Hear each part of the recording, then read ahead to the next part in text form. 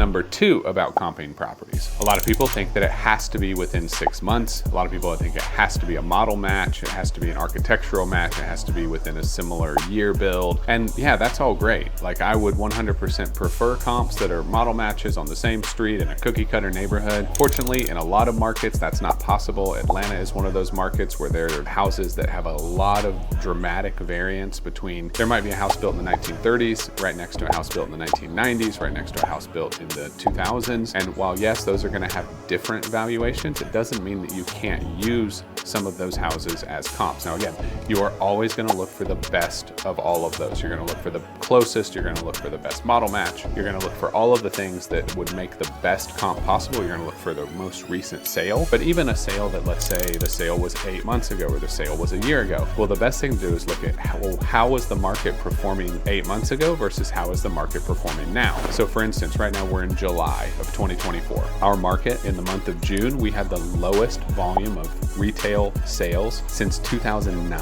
which is the year right after the crash. That is terrible. That means our market is performing terribly right now. So if I have a house that was from a year ago, I'm not going to say that my house that I'm trying to sell now is going to be as valuable as that. I'm going to knock the value down a little bit. And that's what appraisers do. You look at the best comps that you can find, and then you either add value or you reduce value. So can you use non-model matches? Can you use houses that are a little farther away if you're in a rural area and there are no comps that are close? Yeah, you can, in my opinion. And if you guys have other opinions, like, drop it in the comments. I'd love to hear it, because again, I think comping is just educated guesses, right? It's the best evaluation that we can come up with, and we try to do the best that we can to come up with the best educated guess that we possibly can, so that our investors, our buyers who buy the deals from Keyglee Atlanta, have the best chance of making a profit on the deal when we sell it to them. That being said, I will say that we have a pretty great batting average, because we track what we say the ARV is, what we project the ARV is, to what the investor ends up selling the property for after they've renovated it. And almost always we have underestimated the value. We've said it was worth 400, they sell it for 425. We say it was worth 500, they sell it for 550. This happens very frequently, more times than it doesn't happen. I'm very proud of my team for the way they evaluate properties. I think our ARVs are undervalued or conservatively valued, if anything, just because of where we are in the market right now, if for no other reason. I will stand behind our comping